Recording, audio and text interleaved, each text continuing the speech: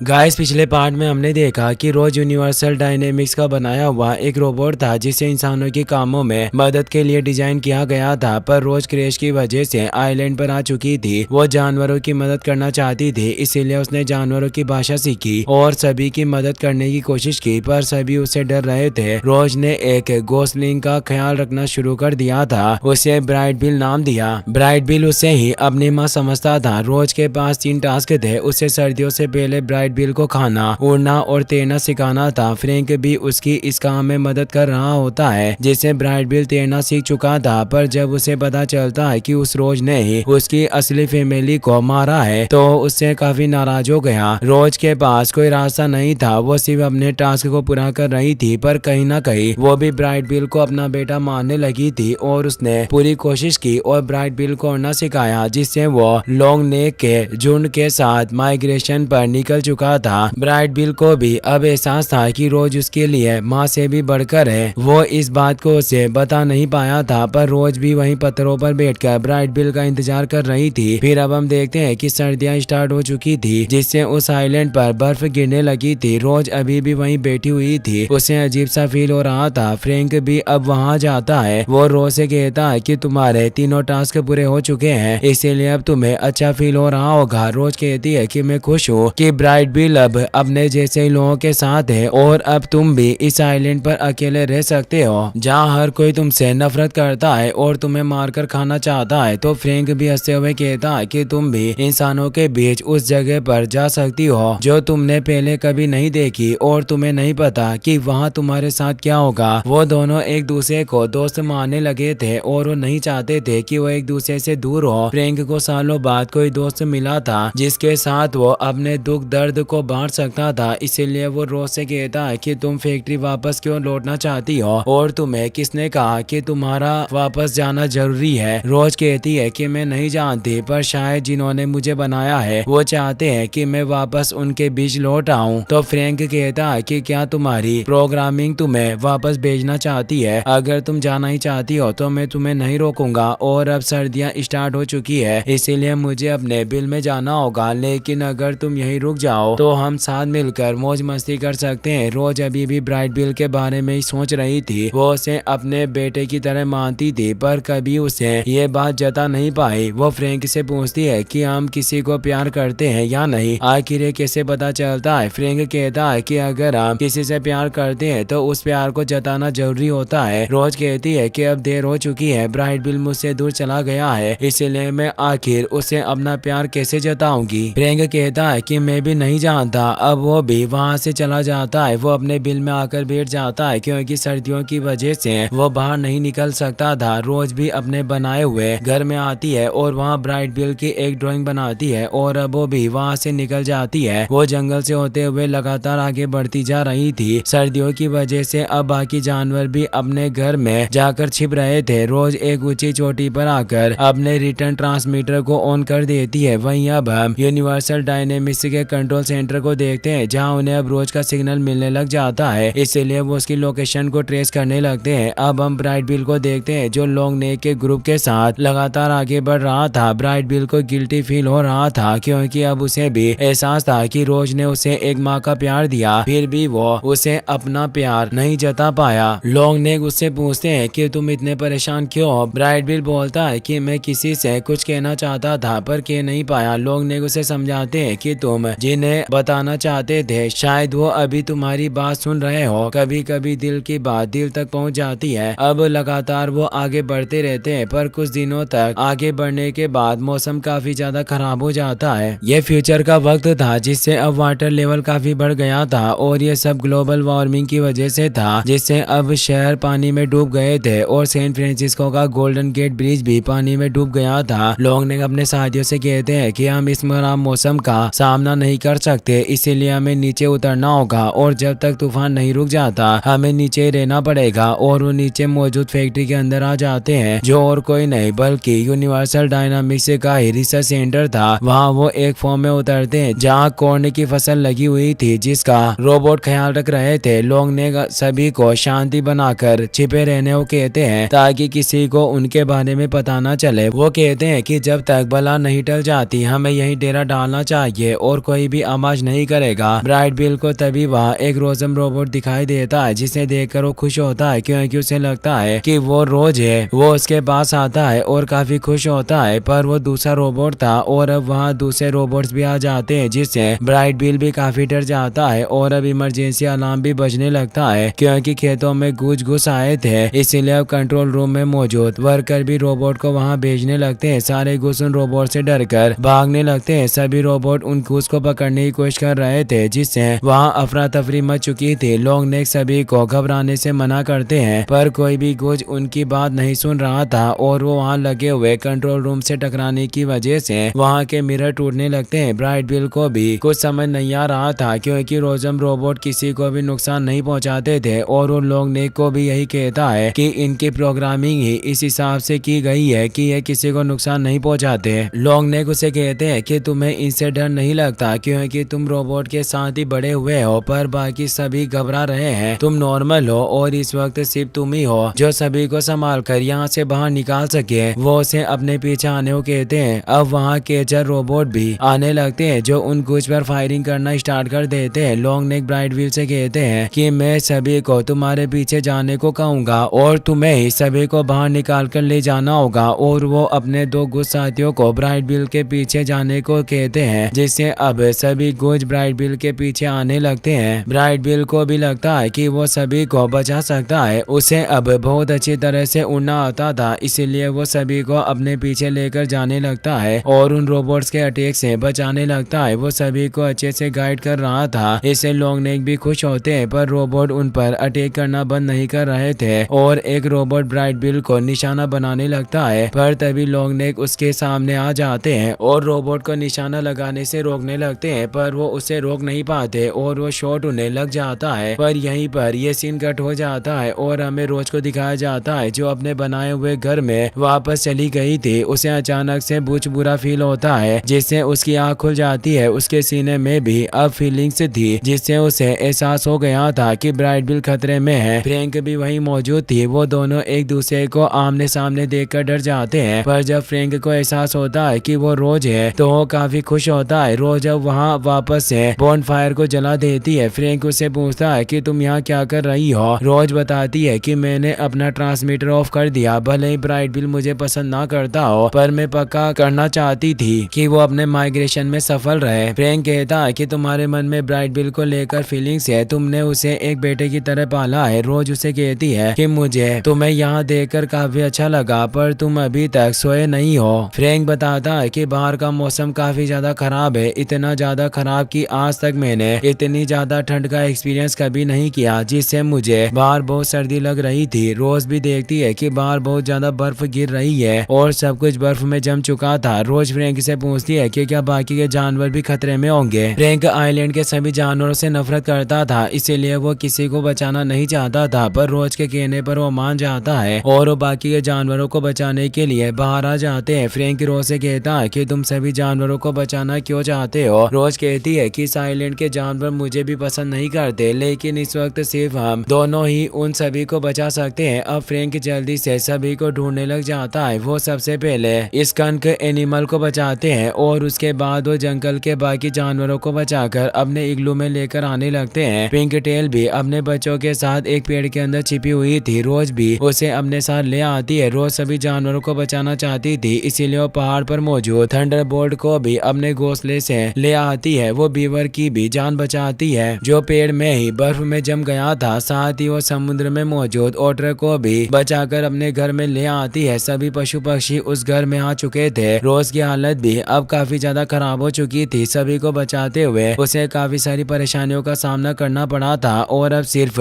आखिरी जानवर बचा था जो वही बालू था जिसने शुरुआत में रोज पर अटैक किया था। वो उसे भी बचाकर अपने घर की तरफ लेकर आने लगती है, पर वो देखते हैं कि उसके घर में मौजूद सभी जानवर आपस में लड़ रहे थे क्योंकि वो सभी एक दूसरे के दुश्मन थे और उनमें से कई सारे जानवर मांसाहारी थे जिससे वो एक दूसरे को खाने की कोशिश कर रहे थे। फ्रैंक उन्हें शांत करने की कोशिश कर रहा था पर कोई भी उनकी बात नहीं सुन रहा था और वो पूरे घर में तोड़फोड़ कर रहे थे। रोज की भी हालत खराब हो चुकी थी और उसके पास बैटरी भी काफी कम बची हुई थी। वो फ्रैंक से पूछती है कि ये सब जानवर आपस में क्यों लड़ रहे हैं। फ्रैंक उसे कहता है कि तुमने कुछ मांसाहारी जीवों को उनके खाने के साथ बंद कर दिया जिससे ये एक दूसरे को खाना चाहते हैं। रोज कहती है कि तुम्हें ही सभी को शांत करना होगा और इनकी मदद करनी होगी। तो फ्रैंक जोर से चिल्लाकर सभी को शांत रहने को कहता है। वो बताता है कि तुम सभी एक दूसरे से नफरत करते हो और मैं भी तुमसे नफरत करता हूँ, लेकिन अभी हम एक प्रॉब्लम की वजह से एक दूसरे के साथ मौजूद है, इसीलिए हमें एक सौदा करना होगा, क्योंकि अगर कोई यहाँ से बाहर गया तो ठंड की वजह से मारा जाएगा और अगर हम यहाँ मिलकर नहीं रह सकते तो हम सब मारे जाएंगे। हमें जीने का एक नया मौका मिला है और ये सब रोज की वजह से है, जिसे तुम सभी राक्षस समझते हो। हमेशा तुम इससे दूर भागते रहे और इसका मजाक उड़ाया, पर ये बस अपने बच्चे को पालने की कोशिश कर रही थी। वो छोटा सा गोसलिंग जिसे किसी ने पसंद नहीं किया। सभी इससे काफी इमोशनल हो जाते हैं। फ्रैंक बताता है कि रोज ने ही ये जगह बनाई है और तूफान से बचाने के लिए तुम सभी को यहाँ लेकर आई। सभी जानवर फ्रैंक की बात समझ जाते हैं और अपने खाए हुए जानवरों को बाहर निकाल देते हैं। रोज भी सभी से कहती है कि मुझे मालूम है कि आप सभी के अंदर जिंदा रहने की हिम्मत है, पर कभी कभी हमें जिंदा रहने के लिए कुछ करना पड़ता है जो करना हमारे खून में नहीं होता। मेरे शटडाउन होने से पहले आप सभी को मुझसे एक वादा करना होगा कि यहाँ इस घर में कोई किसी को नुकसान नहीं पहुँचाएगा। भालू भी उसकी बात समझ जाता है। वो कहता है कि जब तक हम यहाँ हैं एक दूसरे को चोट नहीं पहुँचाएंगे, और वो एक बीवर को लेकर सो जाता है और अब बाकी सभी जानवर भी प्यार से एक दूसरे के साथ उस घर में रहने लगते हैं। रोज की अब बैटरी खत्म होने से वो भी स्विच ऑफ हो जाती है। कई दिनों बाद सर्दियों का मौसम गुजर जाता है और अब ऑटम सीजन आ चुका था। रोज अभी भी घर में पड़ी हुई थी, पर सूरज की रोशनी से अब उसकी बैटरी पूरी चार्ज हो जाती है, जिससे वो जाग जाती है। वो जल्दी से भागते हुए मैदान में आती है। उसे पता था कि ब्राइट बिल भी अपने ग्रुप के साथ यहाँ जरूर आएगा। उसे ब्राइट बिल नजर आ जाता है। वो उसे जिंदा देखकर काफी खुश होती है। सभी को जब ब्राइट बिल को अपना हीरो मानने लगे थे, क्योंकि उस दिन ब्राइट बिल ने ही सबकी जान बचाई थी। रोज ब्राइट बिल को अपने लोगों के साथ खुश देखकर वो भी खुश थी और वो उसके करीब नहीं जाती, क्योंकि उसे डर था कि वो उसे देखकर उदास हो जाएगा, और अब वो वापस लौटने का डिसाइड करती है।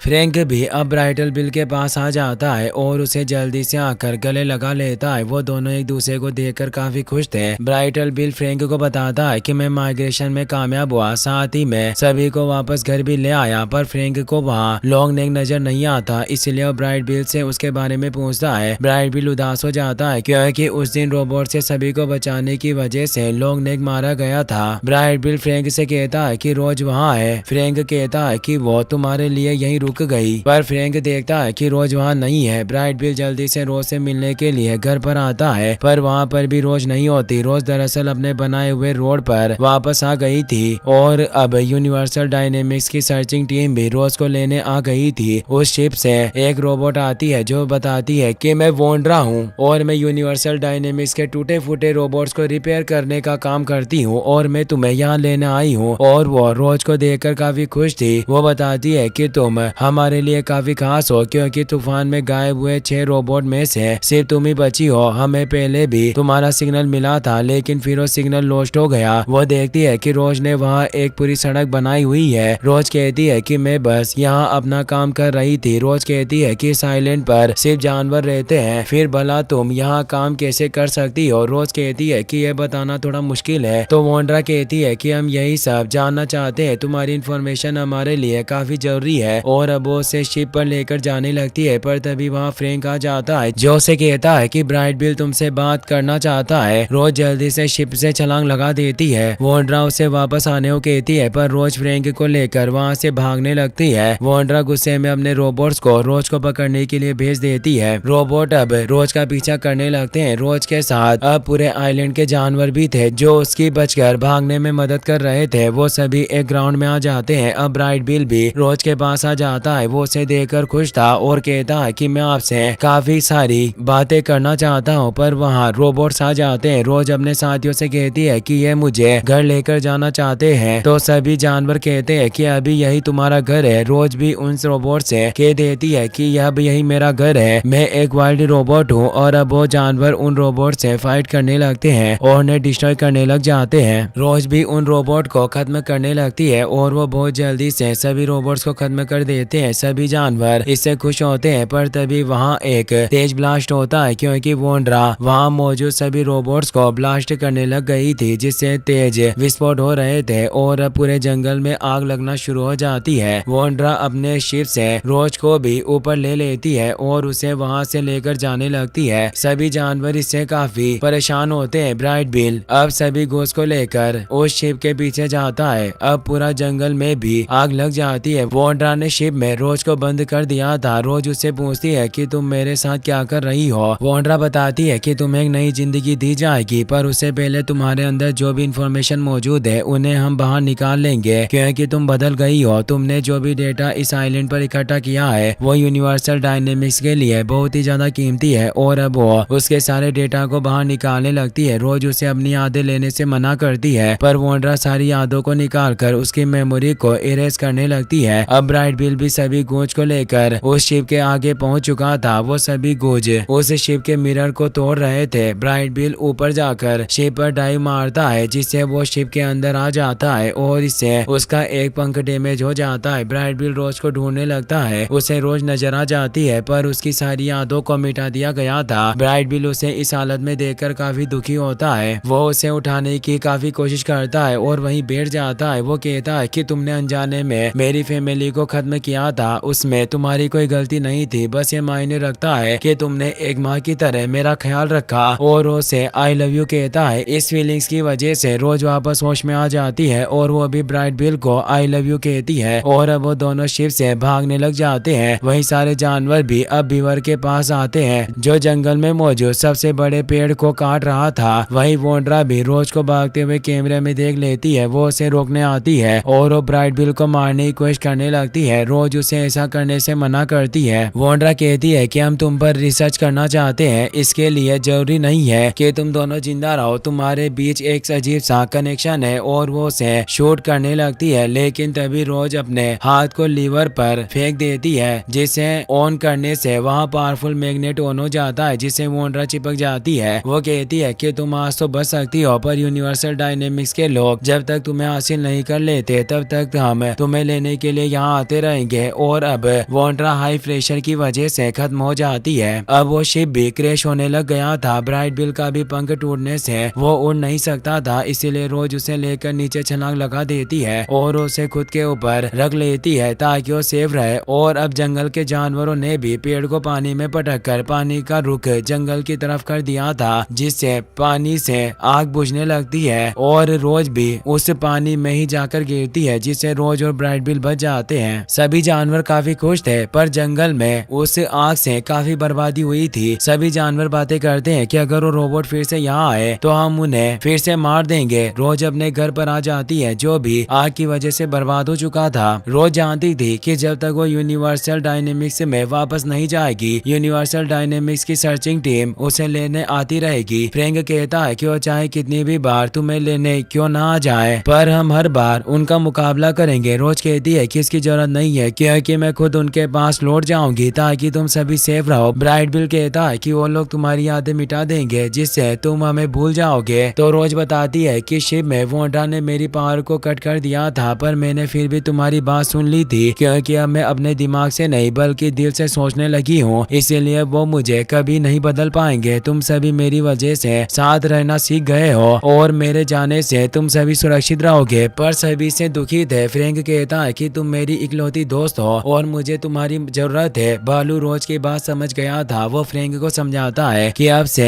हम एक दूसरे का ख्याल रखेंगे। रोज उन सब से गले मिलती है और वादा करती है कि जब वक्त आएगा मैं तुम्हारे पास वापस जरूर आऊंगी। साथ ही अब वो उनके लिए वापस से घर को भी बना देती है और अब वो रिटर्न ट्रांसमीटर को ऑन कर देती है, जिससे शिप उसे लेने आ जाती है और रोज वहाँ से चली जाती है। अगले सर्दियों के दिनों में सभी अब रोज के बनाए हुए घर में रहते हैं और फ्रैंक सभी बच्चों को रोज की कहानी सुनाता है और अब सभी को साथ में रहने की आदत हो चुकी थी। फ्रैंक सभी बच्चों को बताता है कि रोज हमारे पास वापस आने का कोई ना कोई तरीका जरूर निकाल लेगी, क्योंकि अपना टास्क हमेशा पूरा करती है। अब हम यूनिवर्सल डायनेमिक्स में रोज को देखते हैं, जो अब वहाँ खेतों में काम कर रही थी। ब्राइट बिल भी अपने झुंड के साथ माइग्रेशन पर निकलता है, इसीलिए वो रोज से मिलने आता है। रोज ब्राइट बिल को पहचान लेती है और उसे हक करती है। इसी के साथ ये कहानी यहीं पर खत्म हो जाती है। गाइस, अगर आपको ये वीडियो अच्छा लगा हो तो इस वीडियो का 7 के लाइक हम जल्दी पूरा कर देना। साथ ही आप नेक्स्ट कौन सी मूवी का एक्सप्लेनेशन देखना चाहते हैं उसका नाम कमेंट में जरूर बताना। मिलते हैं अगले इंटरेस्टिंग वीडियो में। Thanks for watching. Like, comment, and subscribe.